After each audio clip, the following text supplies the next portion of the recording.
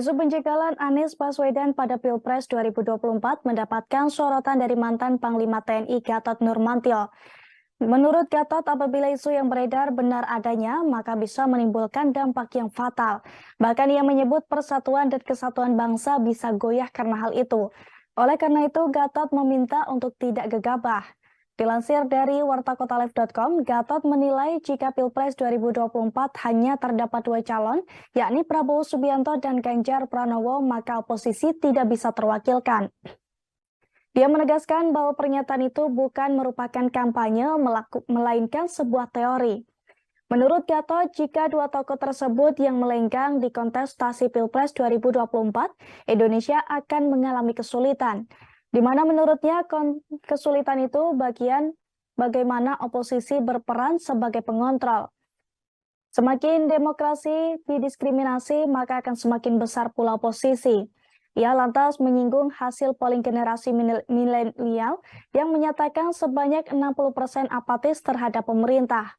Oleh karena itu, jika setengahnya dari 30% tidak memilih, maka siapapun yang akan menjadi presiden, ia tidak akan memiliki legalitas.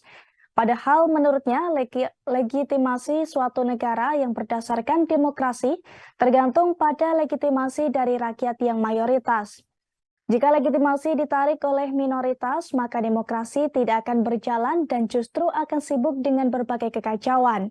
Ia menuturkan hal itu terjadi lantaran sekecil apapun program yang dilakukan oleh pemerintah terkait demokrasi harus mendapatkan legalitas dari mayoritas. Gatot menyebut partisipasi suara kaum milenial turut berperan dalam memberitakan legalitas.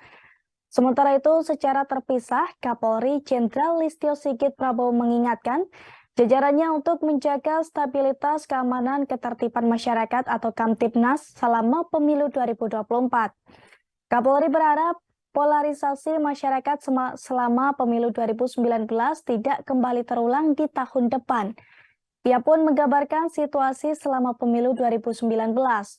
Listio Sigit mencontohkan saat itu muncul kelompok-kelompok dengan istilah kampret, kadrun, dan juga cebong.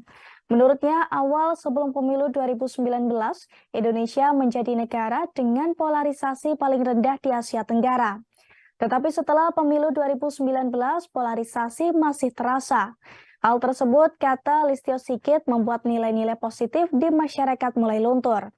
Padahal masyarakat Indonesia terkenal dengan ramah, persaudaraannya yang tinggi, menghormati keberagaman, menjaga keberagaman, serta menjaga persatuan dan kesatuan.